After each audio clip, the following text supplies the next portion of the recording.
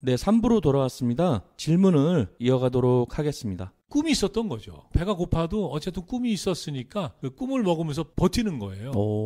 그래가지고 그 당시에 영일레븐이라는 프로그램에서는 이제 구르몬과 시몬, 개그 콩트요 이런 걸 했고 또 이제 아사달과 아사녀, 김보아 씨랑 김보아 선생님 너무 재밌잖아요. 예, 뭐 저랑 또래니까요. 네. 김보아 씨랑 같이 이제 또 했고 그러다가 일요일 밤에 전도협이라는 콩트가 생겼어요. 일요일 밤에가 원탑이었어. 그거 끝나면 예. 이제 월요일병이 오잖아요. 어쨌든 이제 일요일날 그 시사풍자 네, 할까요? 맞아요. 이런 걸 표방한 그런 프로그램인데 그 네. 전도협이라는 게 지금 돌이켜보면요. 그 당시에 1987년에 우리가 6월 항쟁 네. 민주화를 이뤄냈잖아요. 직선제를 쟁취하면서. 네네. 그리고 나서 그 다음에인가 이제 전국의 노조가 한 1000개 넘게 눈만 뜨면은 뭔가 이 노조가 생기고 무슨 단체가 생겼어요. 선생님 너무 소름 끼치는 게 예. 유튜브에 우리 선생님 전에 나간 게 구성애 선생님 편이거든요. 예. 그 다음에 이제 선생님께 나갈 건데 구성애 선생님이 87년도 그 당시에 예. 노조 설립하고 다니셨던 분이에요. 딱 겹치네. 그 시기예요. 오. 그러니까 이제 저는 이렇게 생각을 합니다. 그 직전은 전두환, 그 직전은 유신 조건이잖아요. 그러니까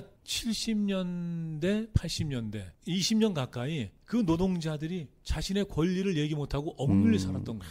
자기 주장을 못했죠. 예. 처음으로 이제 얘기할 수 있는 세상이 된 거예요. 그러니까 단체가 그렇게, 노조가 그렇게 많이 생긴 겁니다. 민주주의가 이제 싹을 튼 거네. 그런 거죠. 그 전까지는 이 사회 자체가 민주적인 사회가 아니었잖아. 그래서 이제 일요일 밤에도 전도협이라는 게 생긴 겁니다. 콩트가. 전국 도둑놈 협의회예요. 맞죠. 전도협. 예. 그래서 이제 제가 거기에 들어가서 뭘 했냐 하면 그때 이제 전도협 회장이 네. 구봉서 선생님인데 네네. 야, 우리가 이번에 요 앞에 그 은행을 털어야 되는데 어떻게 하면 털 수 있냐? 그 좋은 생각 있으면 얘기해봐. 그러면 이제 얘기를 해야 돼요. 네. 거기 도둑들도 아이디어 회의 하는 겁니다. 오. 예, 그래서 돌아가면서 얘기하는 거죠. 한마디씩. 예, 한마디씩. 그 애드립이에요, 대본이에요. 대본이 있죠. 그거. 대본 있고. 사전에 다 이제 일요일 밤에 같은 경우에 이제 작가가 있고 예. 또 이제 그 연습하는 과정에서 조금씩 수정을 하고 뭐 이런 게 되는 거죠. 예. 근데 이제 저는 뭘 했냐면 은행 어떻게 털 거야? 그럼 제가 축구공을 하나 딱 들고 네. 얘기를 하는 겁니다. 저 좋은 생각이 있습니다. 이 축구공을요. 일단 그 은행에다가 집어 던져 넣는 겁니다. 그런 다음에 은행으로 들어가는 거죠. 그래서 들키면 공 찾으러 왔다 그러고 안 들키면 터는 겁니다. 근데 이게요. 그 청원경찰이 뻥 차면 어떻게 해요? 밖으로. 그러니까 그렇게 꼬치꼬치 따지시면 안 돼요. 그러니까 다 짜고 하는 거니까. 예. 그러니까 이게요. 키 큰 애들이 좀 싱겁다고 그러잖아요. 제가 조금 이렇게 잘 나갈 때 네. 어떤 얘기를 들었냐면 최수종 씨가 저랑 나이가 비슷하잖아요. 네네. 그런 얘기하는 사람들이 있었어요. 최수종하고 정재환은 얼굴로 버틴다. 그 선생님은 최수종 씨보다 키도 훨씬 크고 키는 크죠, 제가. 모델급이었잖아요. 그 당시에는. 예. 제일 기억에 남는 게 마지막에 춤추면서 끝날 때 네네네. 그게 아직도 강렬해. 춤을 못 춰서 사람들이 좋아하는 그죠? 거예요. 키도 크고 마르신 분이 엉거주춤하게 춤을 추는데 네네. 그게 지금 전성기 때였죠, 거의. 네, 그게 전성기죠. 와, 그 기억은 아직도 내 못 잊어. 아마 이 방송 듣는 분들은 아마 그거는 기억하실 거예요, 다. 예. 그래서 이제 이런 다소 좀 싱거운 네. 요런 개그의 또 매력을 느끼는 분들이 있었다는 거죠.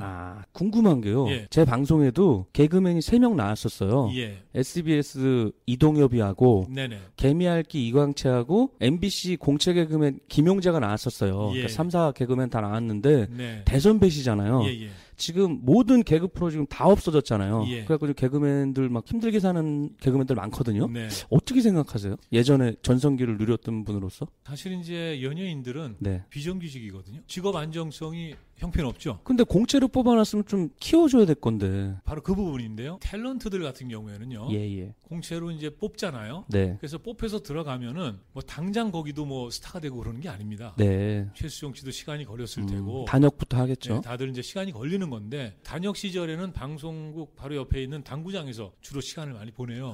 무명 그러니까 때는. 그때는 이제 당구장에 가면 굉장히 멋진 남자들이 많이 있었습니다. 그러겠네요. 네, 그 이제 신인 탤런트들.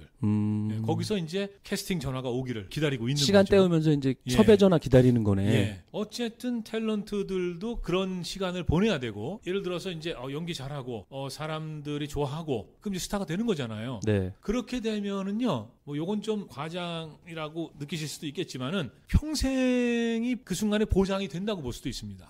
왜냐? 젊었을 때는 청춘물 어떤 역할 하면 되잖아요. 나이 조금 들면 삼촌 하면 되거든요. 그러네. 나이 조금 더 들면 아버지 하면 되고 나이 조금 더 들면 이제 할아버지 하면 되죠. 예, 이렇게 해서 나이가 쭉 꼭 들어도 할 수 있습니다. 자기 경쟁력이 있으면. 아, 일리가 있네요. 신하다가 왕하면 되니까. 그렇죠. 그런데 개그맨들은요. 방금 말씀하신 대로 지금 이제 MC 같은 경우에 개그 프로그램 자체가 없죠. 뽑았는데 지금 프로그램 자체를 없애버리고 일을 안 시키는 거지 않습니까? 네. 그래서 저는 예전에 제가 어떤 생각을 했냐 하면 야, 이 방송국이라는 데가 참 이상한 데다. 아니 젊은 사람들을 뽑아놓고 전혀 책임을 지지 않는다. 이건 진짜 나쁜 거다. 라고 생각을 했는데 그거 어떻게 뭐 제가 그것을 뒤집어 엎거나 뭐 바꿀 수가 없더라고요. 그러네요. 일단 안타까울 예. 뿐이네요. 예.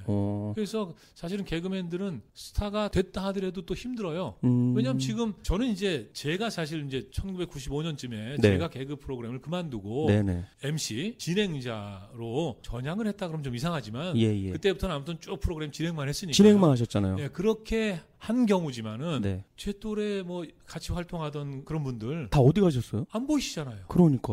네. 그러니까 뭐 사업을 하든가 뭐 장사를 하든가 뭐 이렇게 살고 있는 거겠죠. 그때 같이 하셨던 분들이 대충 어느 분들이세요? 그러니까 이제 뭐 이경규 씨라든가 최양락 씨라든가. 아, 최양락 씨 진짜 웃겨. 예. 그 또래들이죠, 뭐. 이경규 씨만 좀 오래 갔네. 예. 지금 이경규 씨, 최양락 씨, 그리고 이봉원 씨, 장가잘간 이봉원 씨. 그러니까 좀 자주 그래도 요즘도 좀 얼굴을 볼 수 있는 화면에서 요 정도고 나머지 분들은 본 적이 없잖아요. 아, 그분들 좀 생활하시기가 힘드신 분도 많겠네요. 그럴지도 모르죠. 그죠? 그럴지도 모릅니다. 사실은 그분들이 경쟁력이 없다. 더 이상 못 웃긴다. 이런 건 아닐 거예요. 아까 말씀드렸지만 예. 드라마는요. 아침 드라마도 있고 밤 드라마도 있고 그러네. 주말 드라마도 있고 미니 시리즈도 있고 많잖아요. 코미디 프로그램은 옛날에 많았을 때도 한 방송사에 3개였거든요. 맞아. 한두 개지 뭐. 많았을 때. 네. 근데 젊었을 때요. 나 웃겨. 나 재밌는 사람이야. 그러니까 나 방송 가가지고 나 사람들 웃길래. 그래서 나 웃겨서 사람들을 행복하게 하겠어. 이런 생각. 아주 뭐랄까 이게 순수하지 않습니까? 네. 이러고 딱 들어왔어요. 세상 물정을 모르잖아요. 그 힘들게 예를 들어서 뭐 100대 1, 200대 1 컨테스트 이거 뚫고 합격을 해서 네. 들어왔는데 전혀 보장이 안 되잖아요. 그러니까. 방송국은 굉장히 무책임했던 거죠. 개그맨보다는 배우가 낫겠네요. 결론은. 그리고 또 이제 개그맨은요 머리를 좀 많이 써야 돼요.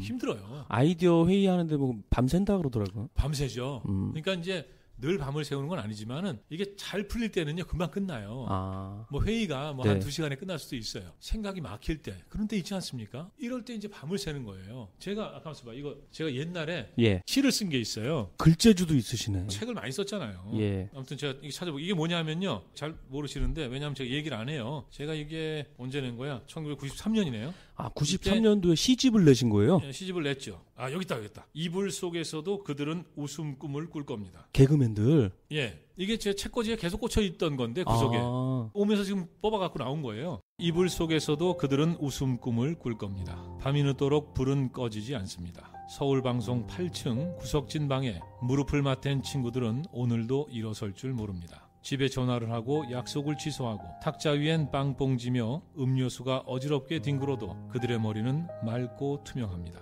그렇게 그들은 이 밤을 살고 비온 뒤에 무지개가 걸리듯 작은 하늘에 웃음 가득 걸리면 비로소 불은 꺼지고 그들은 집으로 돌아갑니다. 이불 속에서도 그들은 웃음 꿈을 꿀 겁니다. 이런 겁니다. 감동적이네요. 잘 쓰시는 아니에요. 제목은 뭐예요, 선생님? 이불 속에서도 그들은 웃음 꿈을 꿀 겁니다. 그때 제가 이런 마음으로 같이 그때 활동했던 동료들이 바로 이런 마음으로 또 그런 생활을 하면서 국민들을 웃기기 위해서 애를 썼다는 거죠. 이 시만 들어도 개그맨들의 생활이 다 들어있네요. 아 그런가요? 네. 예.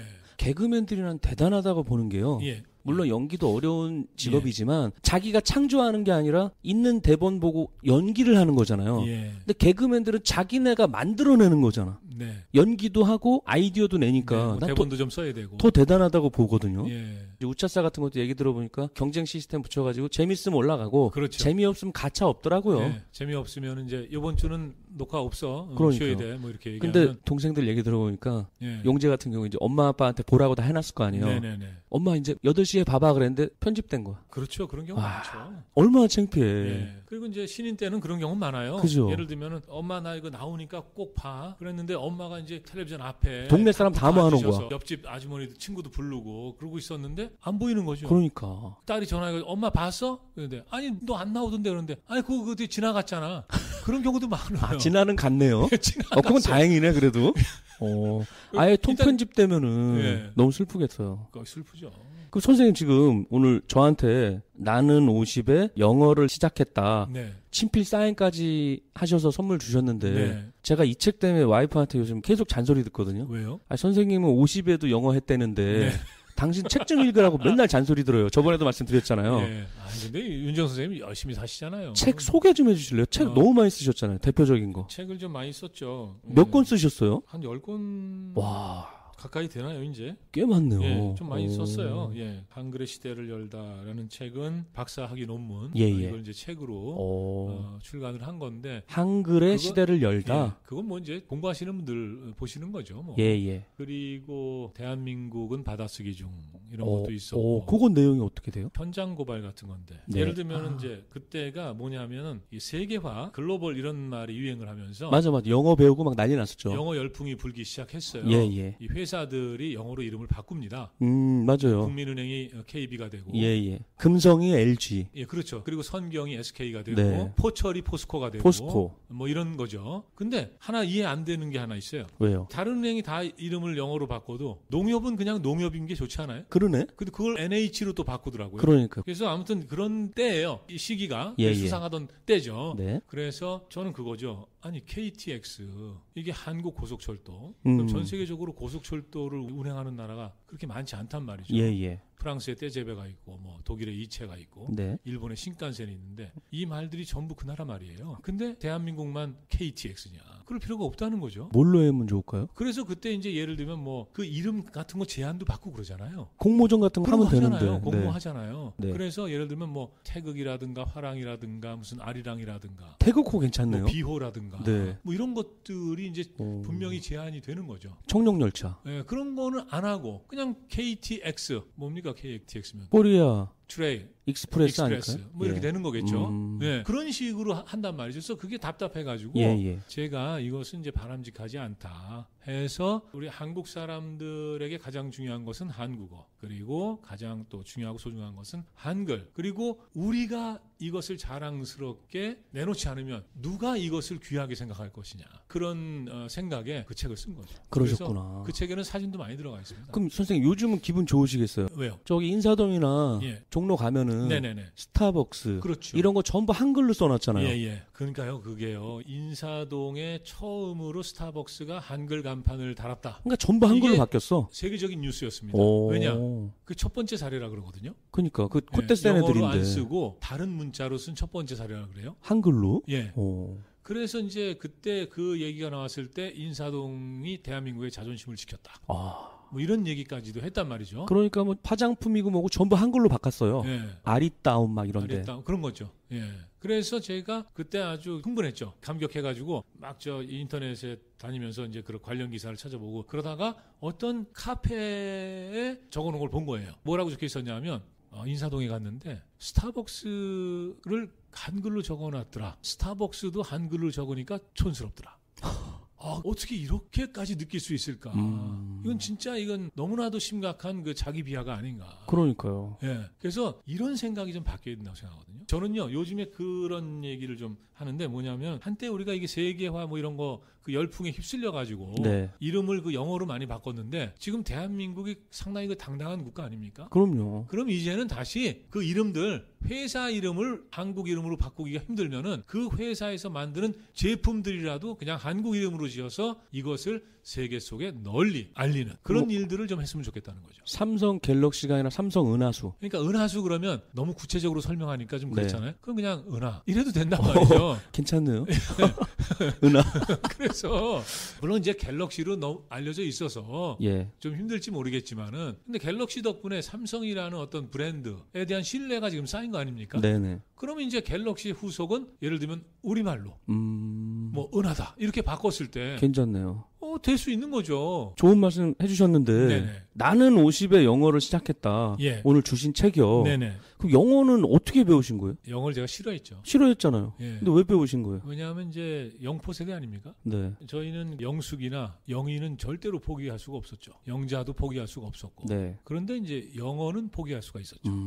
왜냐하면 저희 때만 해도 영어 못해도 취직이 됐어요. 그러니까 포기할 수 있었던 겁니다. 그리고 또 영어를 쓸 일도 별로 없어요. 네, 왜냐하면 지금처럼 외국인들 지금도 사실은 외국인 만날 기회가 뭐 그렇게 많지 않죠. 맞아요. 물론 이제 저는 학교에서 강의를 하니까 네네. 학교에 저 외국에서 온 유학생들 많거든요. 그죠. 네, 요즘은. 그래서 이제 많이 보는데 그렇다고 해서 뭐 그 친구들하고 뭐 이렇게 얘기할 기회가 뭐 자연스럽게 막 생기고 그러는 것도 아니거든요. 예. 근데 어쨌든 지금은 그래도 외국 사람들이 많아요, 대한민국에. 엄청 많죠. 명동은 완전히 뭐 일본 사람, 중국 사람들 점령했고, 네. 뭐 아무튼 이제 유럽인들 또 아메리카 쪽 이런 분들 많이 온단 말이죠. 옛날에는 사실은 우리가 만날 수 있는 외국인이라는 거는 이제 주한미군. 미군이죠, 미군. 그 정도예요. 예. 그리고 만날 일도 없는 거죠. 거의 없고. 그냥 길에서 그냥 지나가다 보는 거죠. 그러니까요. 예. 그래서 영어를 아주 쉽게 포기할 수 있었다. 근데 뜬금없이 영어를 배우고 책까지 쓴 이유는 있으실 거 아니에요. 그렇죠. 그래서 저는 사실은 이제 나이 50될 때까지 영어 없이도 잘 살아왔잖아요. 예. 제가 개그맨으로 데뷔했지만 방송 사회자로 쭉 오랫동안 일을 했고, 그리고 이제 나이 40에는 대학에 가서 한국사를 공부하고, 네. 그리고 이제 제가 궁금했던 바로 그 한글의 역사, 한글 운동사 이제 이런 거를 했고요. 그리고 그 한글 운동사를 공부하는데 왜 일본어를 배워야 됩니까? 그래요 또? 예. 그러니까 이제 한국사라 그래도 예를 들면 여러 가지가 있는 거 아니겠어요? 네네. 뭐 또 정치 영역도 있을 수 있는 거고, 예. 노동 영역도 있을 수 있는 거고, 또는 무슨 여성 이런 것도 있을 수 있는 거고, 뭐 여러 가지 있는 건데요. 저는 이제 한글의 역사, 한글 운동사였단 말이죠. 근데 이거를 공부하려고 보니까 일본 사람들이 뭐 이렇게 연구를 해놓은 게 있는데 그걸 봐야 되는 거예요. 무조건. 왜냐하면 그 선행 연구는 다 봐야 되거든요. 그러니까 그 책을 보려면 일본어를 어쩔 수 없이 배워야 되는 거예요. 그러네. 네, 그래서 그 학원에 다니기 시작했어요. 신촌에 있는. 그래서 그 학원에 보통 한 달에 10번 수업이잖아요. 뭐 월수금반 뭐 이런 식으로 해서 이제 다니는 건데 일본어는 좀 아시잖아요. 그렇죠. 저도 일본 유학 가려고 공부 좀 했어요. 아, 그러셨어요? 예. 그러면 일본어 잘하시겠네요. 다 까먹었죠, 뭐. 근데 우리가 일본어는 공부를 안 해도 어순이 똑같으니까. 예, 그런데다가 이제 우리가 일상적으로 또 많이 쓰는 게 있잖아요. 네. 뭐 알게 모르게 막 일본어 많이 잔재가 뭐 있죠. 야, 너 간밤에 저 과음했냐? 이렇게 안 물어보고, 야, 너 간밤에 야 이빨이 또 그러니까. 했지? 뭐 이런 거. 맞아요. 그런 거 있잖아요. 예. 뭐 이런 거에다가 무슨 뭐 야, 이래가지고 우리가 뭐 가오가 안 쓰지 않니? 뭐 이런 거. 그러니까요. 가오는 또 이게 얼굴이 안 쓴다 이런 거거든요. 그 가오라는 게 그냥 얼굴이니까. 네. 간지난다 할 때 간지. 간지난다도 그것도 일본 말입니다. 그죠. 예, 그러니까 뭐 느낌이 좋다 뭐 이런 뜻이거든요. 그런 거고 최근에 또 보니까 이제 그 영화 쪽에서 뭐 무슨 감독의 뭐 입봉작 신인 감독. 맞아. 입봉작. 뭐 추상미 씨가 그 얘기 했더라고요. 처음으로 제가 이거 영화 만들었는데 이게 저의 입봉작입니다. 뭐 이런 얘기. 근데 그 입봉은 무슨 얘기냐면요. 그 일본 말입니다. 입봉. 그래요? 예. 그래서 입봉은 또 일본 말이고 그 어떤 맥락으로 쓰는 말이냐면 게이샤 아시죠? 예. 직접 아세요, 게이샤를? 아니, 본 적은 없어요. 직접 모르시죠? 예. 그 게이샤가 이제 어렸을 때부터 아주 엄격한 수련을 거치게 됩니다. 노래도 해야 되고 악기도 해야 되고 춤도 해야 되고 그거 다 공부해야 되잖아요. 그래서 이제 예를 들면 졸업을 하고 한 사람 몫을 할 수 있는 데뷔할 때 배운 거 이걸 입봉이라고 하는 거예요. 거기서 나온 거예요? 네. 골프로 치면 머리 얹은 거네. 그런 거 비슷한 거거든요. 예. 그런데 그 말을 우리가 지금 쓰고 있는 겁니다. 굳이 입봉 안 해도 되는데. 그렇죠. 그냥 감독 데뷔작 이렇게 얘기해도 되고. 한국말로 좀 해주세요. 순우리말로. 데뷔작 하는 것도 약간 좀 그러니까 뭐가 좋을까요? 근데 이제 예전에 처녀작이란 말을 썼잖아요. 처녀작 있다. 근데 또 요즘에 처녀작이란 말 쓰면 안 된대요. 젠더 발언. 그것 때문에. 그러니까 이제 여류 작가 이런 말도 하지 말자고 얘기하잖아요. 그러니까요. 그런데 여류 작가인 경우에는 여류를 띄면 돼요. 그러네. 작가 그러면 되죠. 작가고 여성 감독도 하지 말래잖아요. 그냥 감독하면 돼요. 그냥 감독하면 되는 거죠. 네. 왜냐하면 감독인데 이렇게 보니까 여자분이구나. 남자분이구나. 이렇게 알 수 있는 거잖아요. 그런데 처녀작 같은 말은 처녀를 띄면 자기잖아요. 그러네. 자기네요. 예, 쓸 말이 없어요. 대체할 게 없네. 그래서 조금 문제가 있죠, 이런 거는. 예, 그래서 이게 이 말글살이라는 게요, 그냥 우리가 저 걷고 먹고 뭐 이렇게 일하듯이 그렇게 이제 이 말글살이도 하는 건데 또 이게 아주 좀 뭔가 복잡 미묘한 이런 것들이 많아요. 그러니까 예를 들어서 뭐 우리 영어나 외래어 안 쓰는 내기하자 그러잖아요. 우리 가족 딸이랑 와이프랑 10초를 못 가더라고. 그렇죠, 요즘 그거 심각해요. 대화하다 진짜. 보니까 10초면 나와 하나가. 예. 여기도 보면 이제 예를 들면 뭐 팟캐스트라든가 또는 유튜브라든가 뭐 이런 거 있잖아요. 네. 저도 뭐 직업이 무슨 처음에 개그맨으로 데뷔했다고 말씀드렸는데, 그러니까요. 뭐 개그맨도 우리 말은 아니었던 거고. 그러니까. 뭐 아무튼 많죠. 뭐 스마트폰이라든가 뭐 리모컨, 콘센트라든가 다 이거. 그러니까 저는 이 명사류 있잖아요. 컴퓨터라든가 뭐 인터넷 이런 거는 사실은 어쩔 수 없는 측면이 있어요. 그러니까요. 이게 또 외국에서 만들어졌고 그 이름으로 들어오는 거 아닙니까? 그래서 저는 너무 웃겼던 게 평창 올림픽 때 남북 단일팀 보잖아요. 아이스하키 팀이 용어가 말이 안 통해서 정해갖고 했대잖아요. 그렇죠. 근데 북한은 좀 우리말을 많이 쓰더라고요. 많이 쓰죠. 그래서 아무튼 제가 무슨 말씀을 드리고 싶으냐면 이런 명사류 이런 건 좀 피하기가 힘들어요. 그렇기 때문에 이런 거는 안 했으면 좋겠다는 겁니다. 뭐냐 하면 나이스하다라든가. 그러니까 나이스하다는 건 뭐예요? 좋다, 멋지다, 뭐 이런 거잖아요. 야, 너 잘했어, 뭐 이런 거잖아요, 그죠? 네. 근데 또 이제 뭐 그저 그래 이러면 되는데 썼어. 이런 거는 사실 안 써도 돼요. 어떤 사람들도 그러잖아. 놀릴 때도 와우 그러잖아. 와우 그래요? 그러니까 이제 그런 거는 안 해야 되는 거죠. 그러니까 굳이 안 써도 되는 거는 그냥 한글로 하는 게 좋다. 그럼요. 그죠? 그리고 이 정도를 안 하면요, 나중에 한국어가 온통 이 외국에서 들어온 외래어 이런 거에 점령당해서 이 원래 한국어가 아주 초라해집니다. 지금 중고등학생들은 줄여서 한다거나 인터넷 용어를 그냥 한글처럼 쓰잖아요. 네네. 저번에 테스트한 거 보니까 40, 50대가 10개 중에 한두 개를 못 맞추더라니까요. 그럴 수 있죠. 자녀들이랑 대화가 안 되는 거야. 네네. 그러니까 저도 막 젊게 살려고 노력하는데 어떤 거는 보니까 전혀 모르겠는 게 있더라니까요. 그런 거는 좀 어떻게 해야 될까요, 그러면? 그러니까 그런 거는요. 우리가 좀 이제 생각을 해야죠. 그러니까 뭐든지요. 주인의식, 그러니까 사용자의식. 내가 이 공간을 내가 주인이다. 이 공간을 어떻게 쓰고 관리할 것인가. 어지르기 시작하면은 금방 이 쓰레기장 되는 거 아닙니까? 네. 그렇게 만들지 말고 그런 어떤 주인의식을 갖고 정리정돈도 하고 필요한 건 놔두고 필요 없는 거는 내보내고 그런 생각 하지 않습니까? 네. 자기 방 하나를 관리해도. 그러니까 이제 바로 이제 이 한국어의 사용자로서 이 한국어, 한글에 대해서도 그런 이 생각과 어떤 계획이 좀 필요하다는 거죠. 그러면 우리 선생님이 지금 대표로 있는 단체가 한글 관련 단체잖아요. 한글문화연대입니다. 지금 얘기가 너무 재밌어지는데 그럼 이쯤에서 3부를 마치고 4부에서 질문을 이어가도록 하겠습니다. 4부로 다시 돌아오겠습니다. 감사합니다. 방송에 광고를 하실 분들은 공식 이메일 주소나 공식 카카오톡으로 문의해 주시기 바랍니다. 방송을 듣고 후원해 주실 분들은 후원 계좌로 후원 부탁드립니다. 구독 신청은 꼭 해주시고요. 좋아요, 누르기, 댓글 달기를 해주시면 감사하겠습니다. 자세한 내용은 네이버에 있는 난잡한 이야기 공식 카페를 참고하시기 바랍니다. 직접 방송 출연을 원하시는 분들은 공식 메일 계정으로 신청해 주시기 바랍니다. 출연 신청 및 문의 이메일 주소는 난잡스토리@gmail.com입니다. 난잡한 이야기 공식 네이버 카페, 트위터, 페이스북 페이지 많은 이용 바랍니다. 이상 난잡한 이야기 안내방송을 마치겠습니다. 네, 이것으로 헤드헌터 윤재홍의 난잡한 이야기를 마치겠습니다. 다음에도 새로운 직업 알찬 내용으로 찾아오겠습니다. 진행의 MC 윤재홍이었습니다. 감사합니다.